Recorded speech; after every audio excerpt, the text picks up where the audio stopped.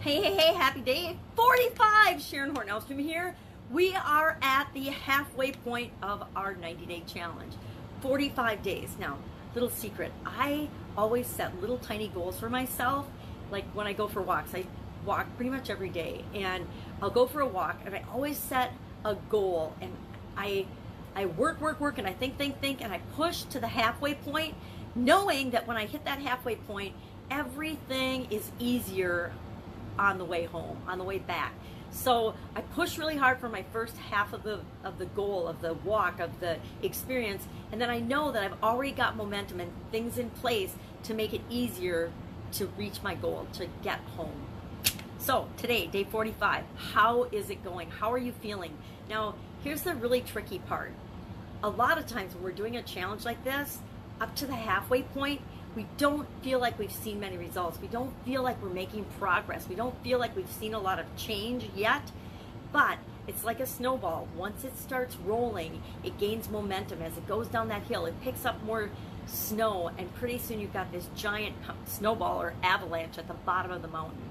And that's the same thing with these challenges.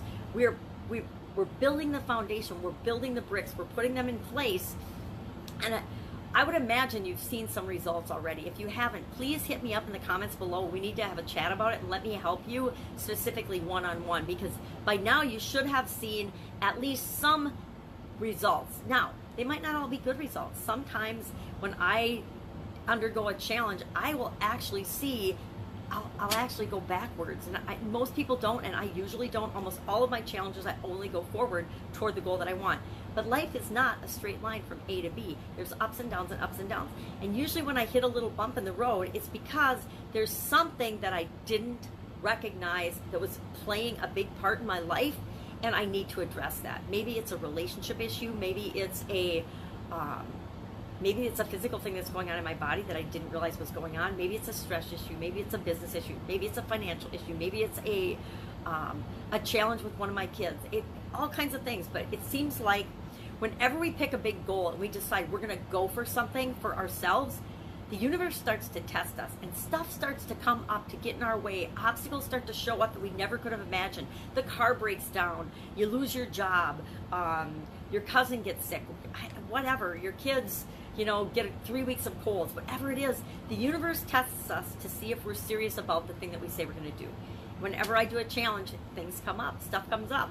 A cruise comes up in the middle of it. But it's to see if I'm serious. Am I serious about my commitment to getting my blood pressure down? Am I serious about my commitment to taking better care of myself? Am I serious about my commitment to change my lifestyle so that how I am and how I feel and my continuous improving path is just automatic? Am I serious about making those little tweaks and changes that make my life feel better and work better for me? Only you can answer those questions. So how are you doing? How are you feeling about the challenge so far? Can I help you in any way? If I can, hit me up in the comments below. Today, we're going to think about, with respect to me, I'm doing the BP nutrition section. I'm just going to think about things that are really, really bad for me, the worst things that I can do and the things that I should avoid like the plague. And I'm going to make a little note card, a 3x5 card of those, and I'm going to carry them in my wallet so that I make sure, no matter how tempted I am, I just say no to those things. There are things that are really, really bad for me, and I know it. Drinking liquor is really, really bad for me. It's bad for my blood type. It's bad for me.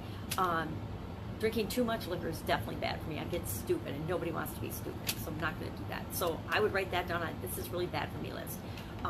Consuming certain foods like hot peppers, jalapeno peppers, and hot foods, hot spicy foods, which I love, are super duper bad for my blood type. They're good for my heart, but they're bad for my blood type. So I have to balance those with all the foods that are really good for me. I know this from years of experimenting now. But if you don't know that, you want to be paying attention to that and figuring it out for you. So yesterday we talked about keep a list, a cheat sheet with you of all the things that are great for you, the things that fit with the plan and the option that you've selected. Now today let's look at the negative side of that and just get a little bit of balance, but tap into, well, how am I doing? How's it going? How do I feel? Do I feel any different? If I just started a new option yesterday, I wouldn't really expect to feel very different, unless maybe you're going to the bathroom more often or something. That could be something that you would notice pretty regularly, pretty quickly. Or maybe you're retaining water and you're all bloated and you're really mad about that. That's a result in an observation too, right?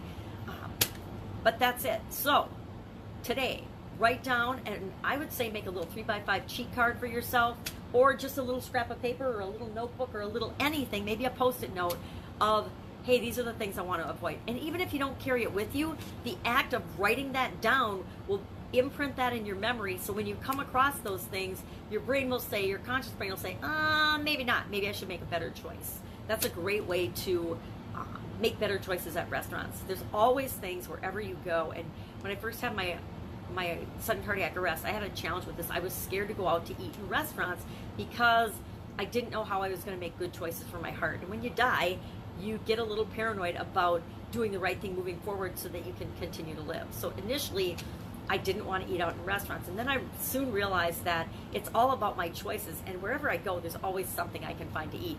Even if it's just water and something else, because they absolutely have nothing on the menu but a bunch of fried stuff that I'm definitely not going to eat for my heart. Depends. So today, how is it going? Halfway point.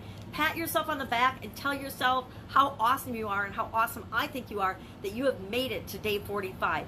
The vast majority of people on this planet will never commit to doing anything every day for 45 days. So if you're not proud of yourself, boy, you sure should be, because I sure am. Have an amazing day, and I will, of course, be with you tomorrow for day 46 of our 90-day BP challenge. Have an awesome day. Catch you tomorrow.